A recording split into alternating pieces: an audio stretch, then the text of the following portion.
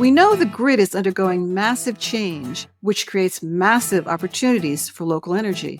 The Energy Changemakers podcast offers rich conversations with industry leaders to help you and your company capture opportunities to build the decentralized grid. I'm your host, Elisa Wood. Welcome to the Energy Changemakers podcast. Hey everyone, Elisa Wood here from Energy Changemakers. It can take years to develop new power plants, and then years for those plants to make it through the long application line to interconnect to the grid.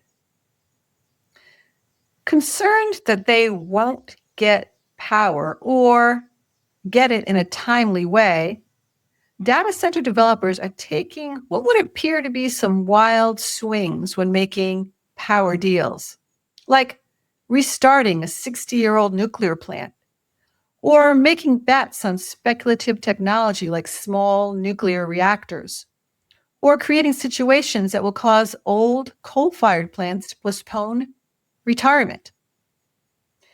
There's a kind of panic in the market. There's a sense that data center developers aren't always thinking through the energy deals, or they don't fully understand what they might be getting into in their rush to secure power. Of course, this kind of problem gets the energy innovators thinking.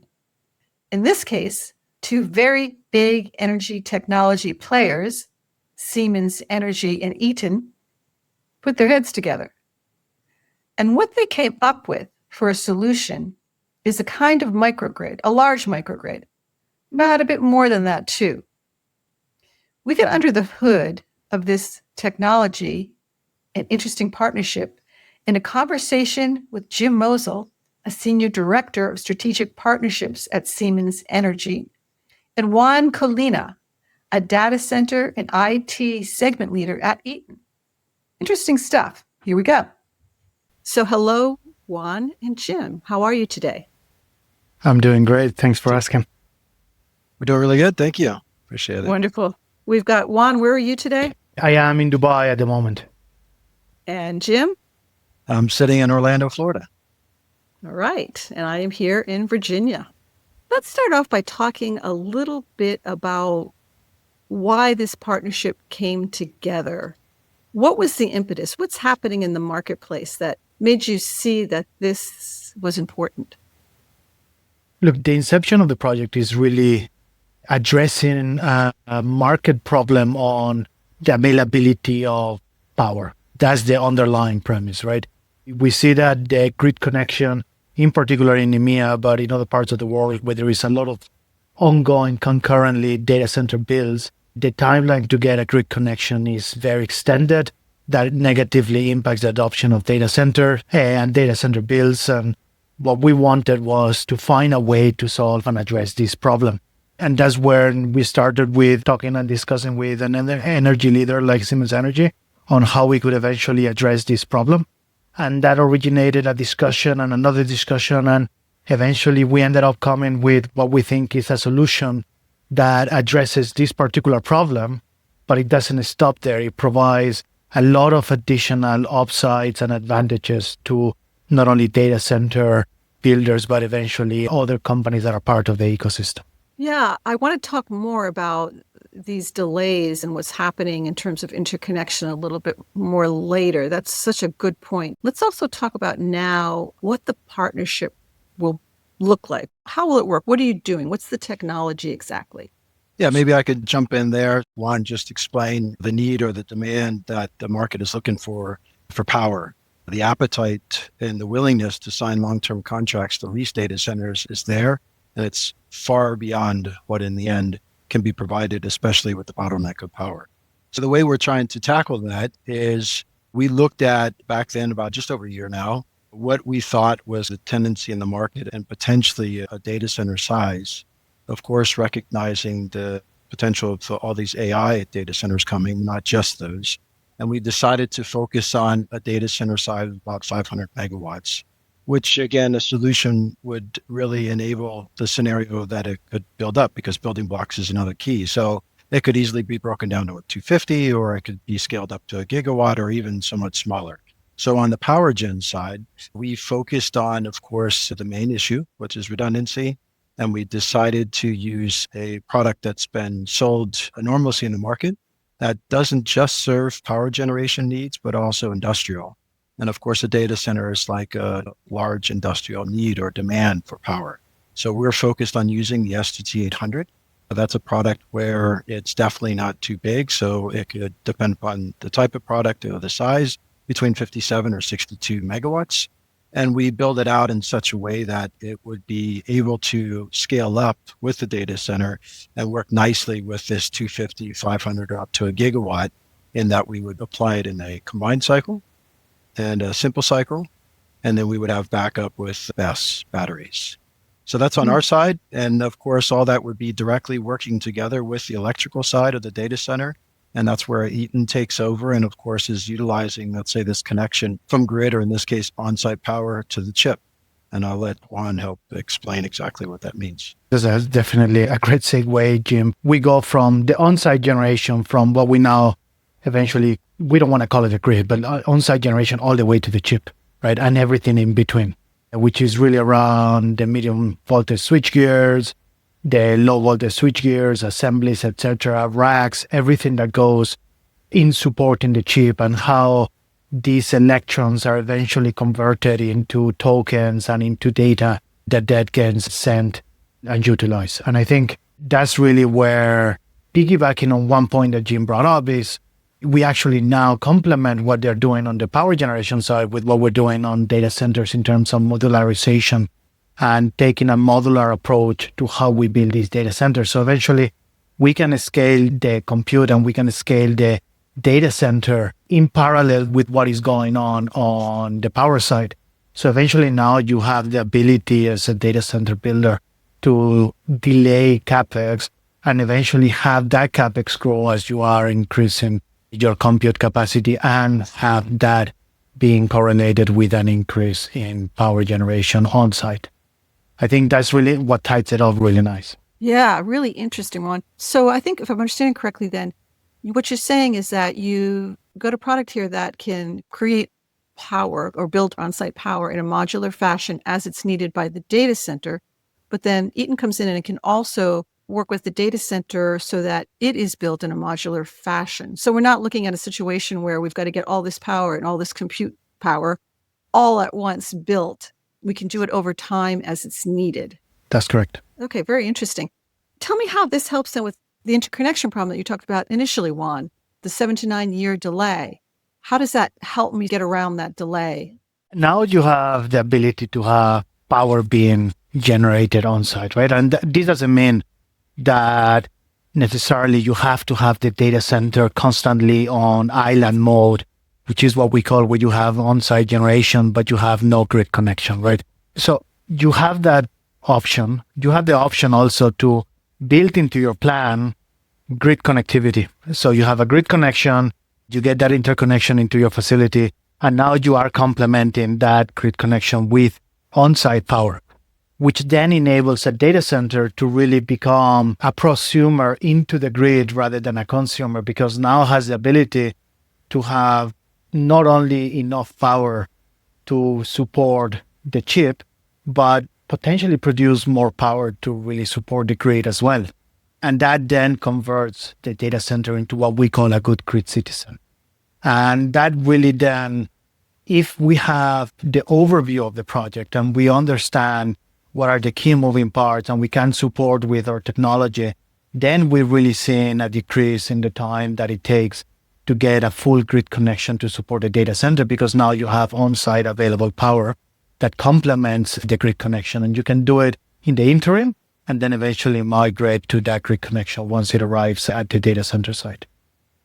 So you might initially just start as off-grid, and then when the grid connection's ready, you can move on up and get it. So that's exactly the point. So right now, we have this scenario where, as you mentioned, 7, 9 years, 5 years, of course, it's different by region.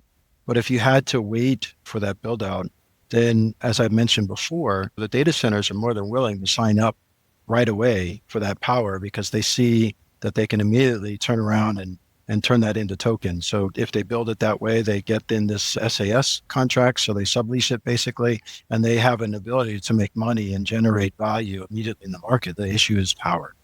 With this idea, we're simply saying is, because you have this issue with the grid and that you simply can't connect a 250, 500 megawatt or a gigawatt data center to most grid locations today, then either because it's too much power than what's remaining available, or it's simply too big in size, if it's going to create instability of the grid.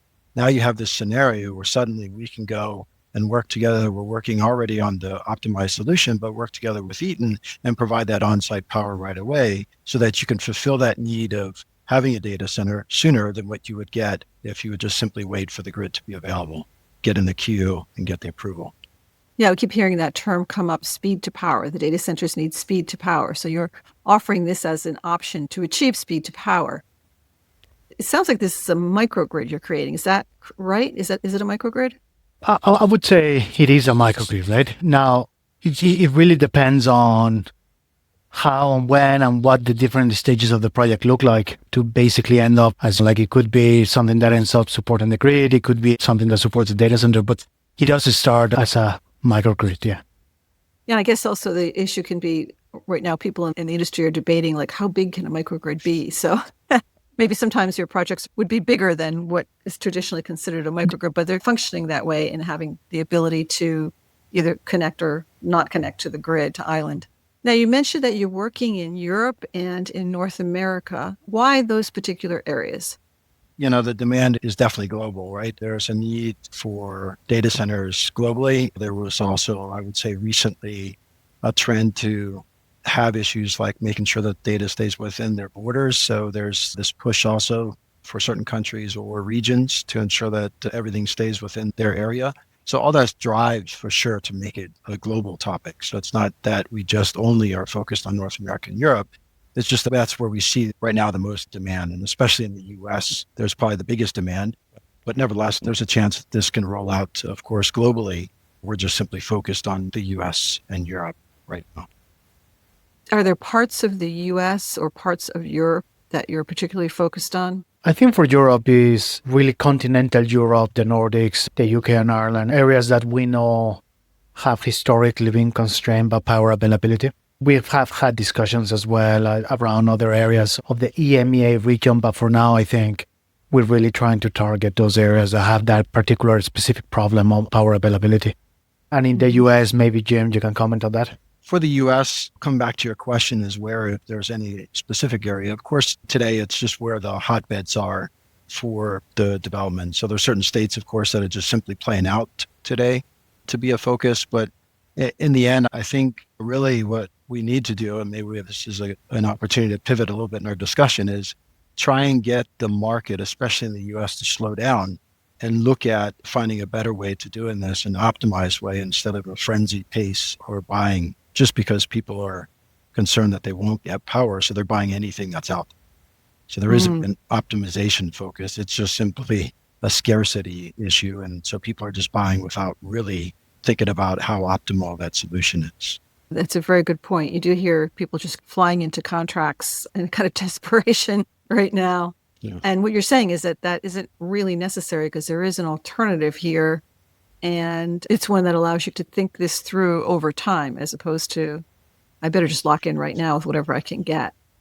Let me ask you a question about what exactly the system might look like. Is there a particular kind of on-site power that you're working with? Is it combined heat and power? Is it natural gas generators? Was there one, or is it customized per project? So specifically for this focus, initially, the way we have set things up and are working on a solution, it's definitely focused on a combination of combined cycle. So you are, of course, utilizing the exhaust heat from one of the gas turbines in this. It's a one-on-one configuration. And then you would generate steam and then put it into a steam turbine. So it's a traditional, let's say, combined cycle. And then in addition to that, to tackle the topic of redundancy, at least on the power gen side, of course, Juan can explain the same thing, how we're managed that on the data center side, but on the power gen side, then we would have some SGT-800s that would be an open cycle, would be there available to start up for redundancy needs. And then finally, also on the generation side, we have then a BESS, so a battery system that would also complement and for any needs to try and get to, again, the reliability needs that they have on the data center side. Okay. Yeah, I think a lot of the redundancy needs, in particular for the type of data centers, is really supported by our UPS. Our UPS is really what is providing that support to the on-site power generation to manage the load, the transients that are coming from the chip, ramping, filter harmonics, etc. There are also new requirements when it comes down to deploying data centers in EMEA in particular, but I think we are seeing that globally is around fault right-through mechanisms and under-frequency load shedding that our grid interactive UPSs can support inside the data center, which I think complements really well what the Siemens Energy team is doing on the power generation side. Talk a little bit about the cost savings potential from taking this approach.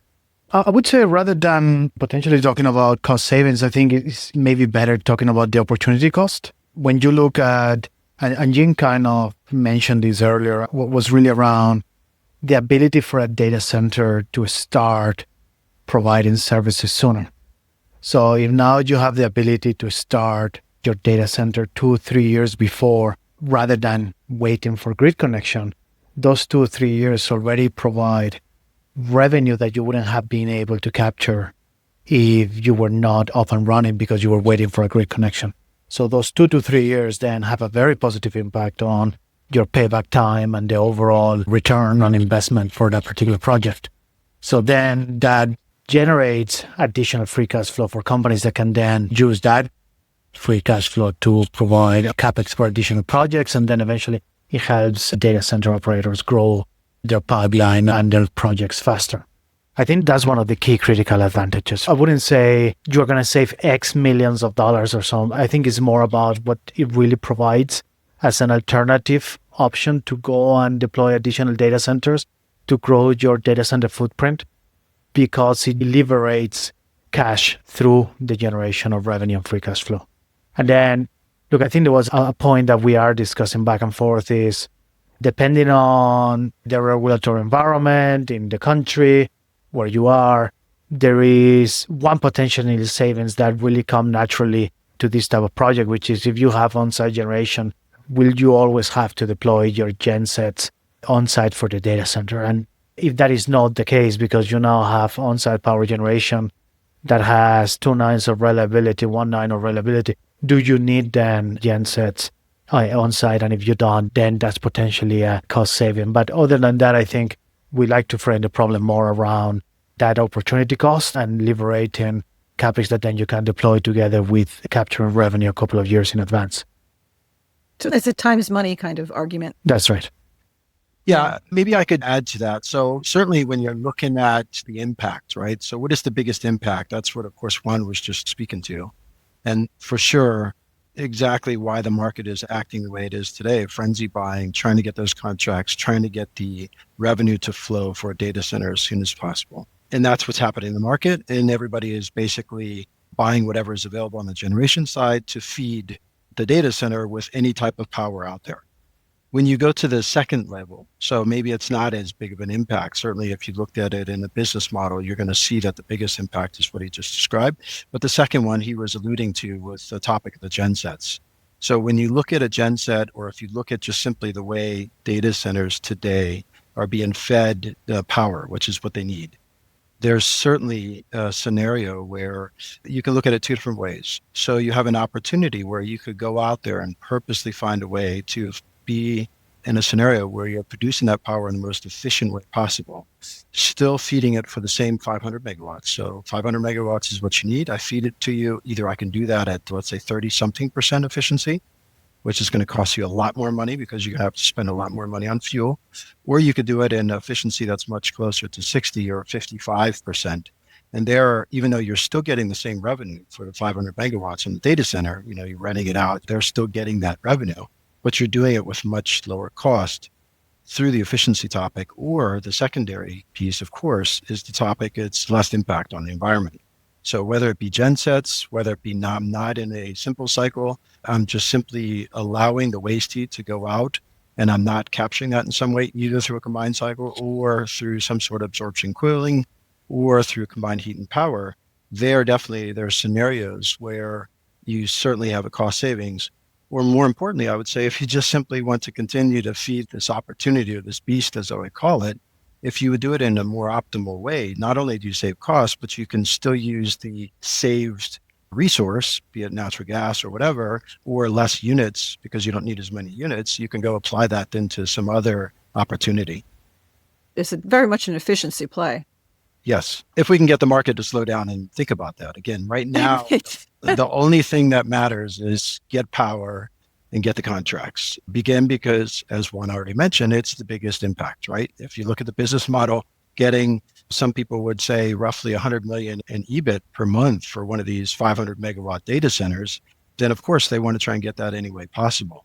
But when you look at it in the power side, and a lot of times these are two separate entities, and that's part of the reason why I think this is happening the way it's happening, is because it's two separate entities, an owner of the data center or developer of the data center and an owner of the power gen facility.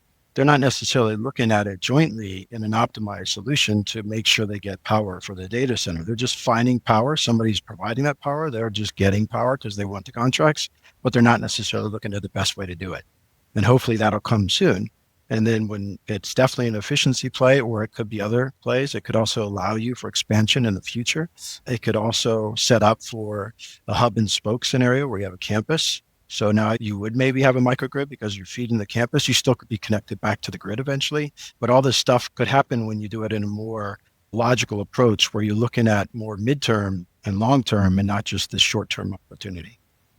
And doing it, as you said, as sort of one unit, thinking of power and Exactly. data center at the same time. How does this also affect siting, location? Are you more flexible in siting these? It seems like you would be because you're not necessarily chasing where the next quick interconnection might be. Yeah, it comes down to fiber now and natural gas are the main topics then. Then you could potentially site this. Obviously, everybody wants a line of sight, so they want to be able to see that they can eventually connect to the grid. Most people don't want to do full island mode, as Juan had mentioned, meaning disconnected to the grid. But it becomes a lot easier if you find a site or they have a site that has a need and they have fiber and they have natural gas. Well, now suddenly you can come up with a scenario or at least plan out where you would start building, you would get that data center connected, and then somewhere else in midterm, they would finally get back connected to the grid. I know this is still a fairly new announcement, but I'm curious, are you finding that when you speak to data centers, they get this? Like they see how this plays into these pain points that we've been discussing? I think they do. It's hard to talk to a data center at the moment where they do not mention the power availability problems. I think everybody across the industry acknowledges that is an ongoing issue. Now, you got to factor this type of project in partnership with Siemens Energy into your plans, right? It's not like you can just take this and immediately deploy on all projects that are already in flight. So I think that kind of takes us to, are we discussing with customers? Are we having discussions around the project and all that? Absolutely, because I think everybody acknowledges that that problem exists on power availability. But it's going to eventually take multiple discussions. You need to have technical discussions, regulatory discussions, in particular in Europe, are going to be quite interesting. Every specific country has their own regulatory framework that you need to comply with, and there'll be specific parts of the solution that will become more relevant than others as you go into a specific project, into a specific site in a particular country. So all those discussions are currently happening and ongoing. But yeah, I think across the industry, everybody would acknowledge that this is priority number one. Everybody's asking how fast and how quick can you have this on site and how quickly will you enable me to deploy. This is another tool in the toolbox. So in terms of regulation, are there places you could not do this in Europe or North America?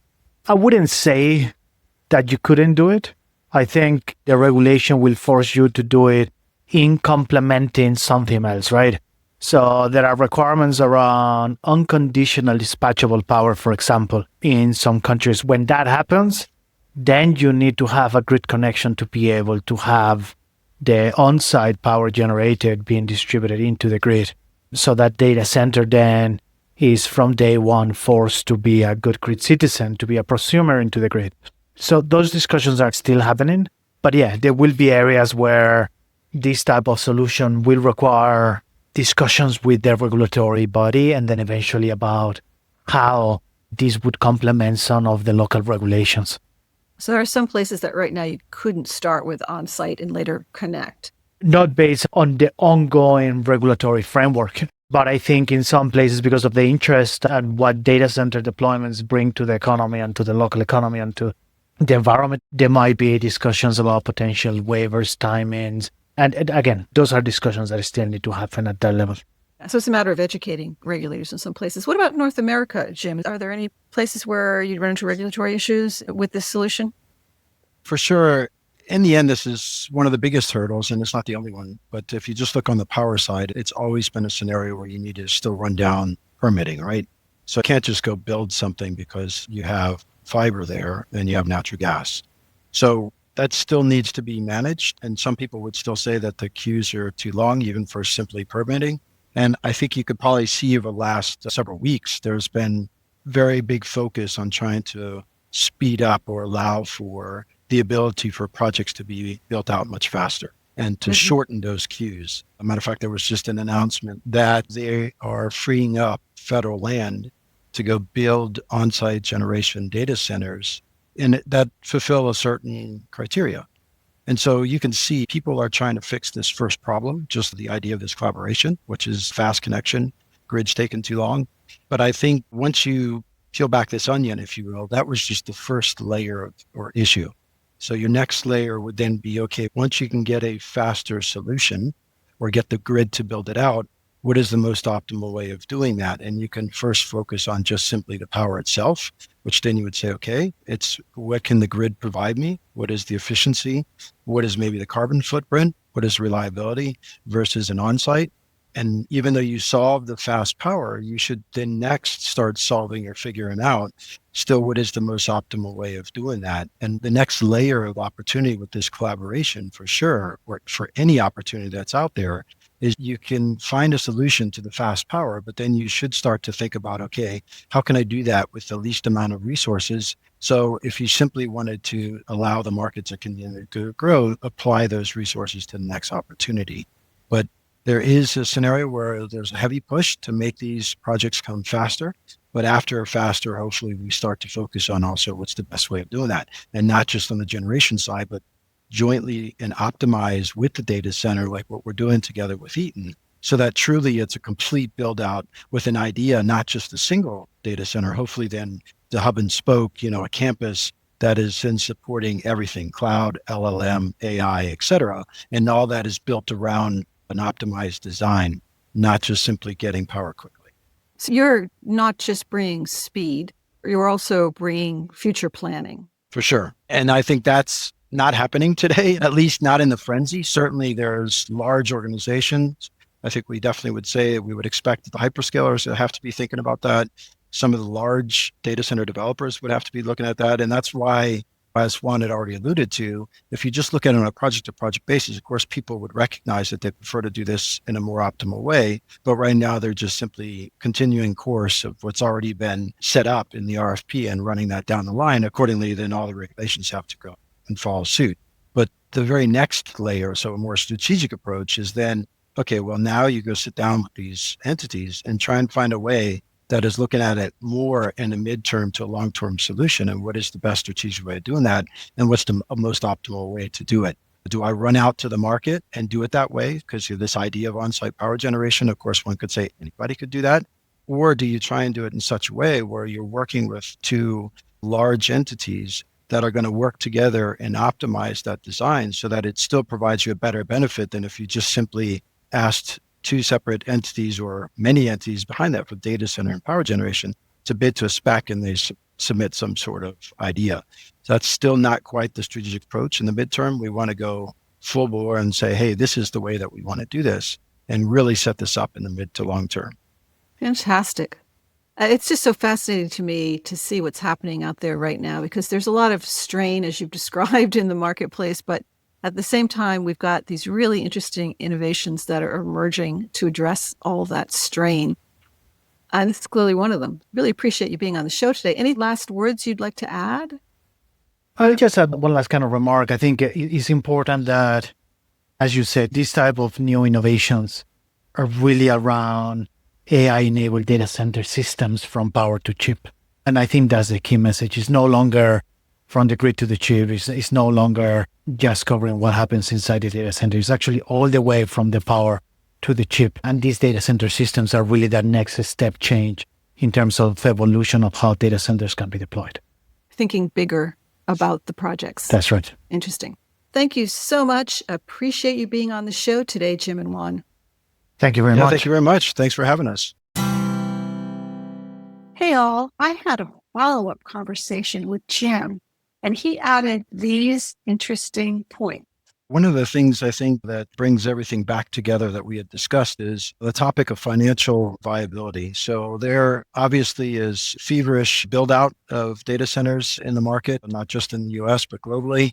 And everything, of course, is based on a lot of demand that is seen to lease those out. But in the end, I think something that kind of nicely brings everything back together and also maybe helps us to pause a little bit and do things maybe in an optimal way is the very important and critical topic of making sure it all financially makes sense. So the data centers themselves, they need the leases. The hyperscalers need to provide them those leases or other third parties.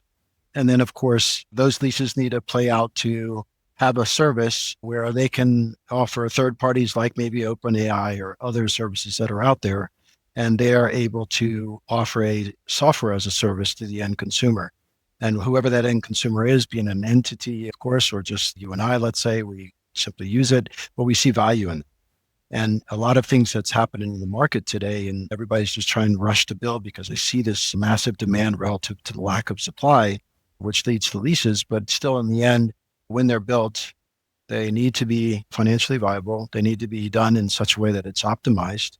So specifically to what we talked about quite a bit is looking at then where's the power coming from, how best to optimize the power with, of course, the data center infrastructure to limit maybe, of course, additional CapEx that's not needed, or simply focus on things like what is the best way to set it up for maybe a larger campus so that it's optimized from the electrical side in the data center all the way through to the generation side and be it efficiency or redundancy, et cetera. This is really an important factor, I think, keeping an eye on and not losing sight of ensuring that all this makes financial sense is extremely important. And I hope that will bring the market back to slowing down a little bit and making sure all this makes sense. So that's my final thought, and certainly like to hear if you have any additional comments or questions. That's very, very interesting. And I'll put it out there to our listeners. This was a really rich podcast. You may have some questions, some ideas. We welcome you to send them to us, Elisa Wood at energychangemakers.com, and we can keep the conversation going with Jim. Awesome. Well, thank you very much, Elisa. I look forward to the comments. Thank you, Jim. Thank you for joining us today on the Energy Changemakers podcast. I hope today's conversation has inspired you to think differently about the role of distributed energy in our society. If you enjoyed this episode, please subscribe to our podcast on your favorite platform and consider leaving us a review. You can help us shape the dialogue around energy. Go to energychangemakers.com, subscribe to our newsletter, and join our community. Together, we can make a real difference in how quickly we can make our grid local, equitable, and clean.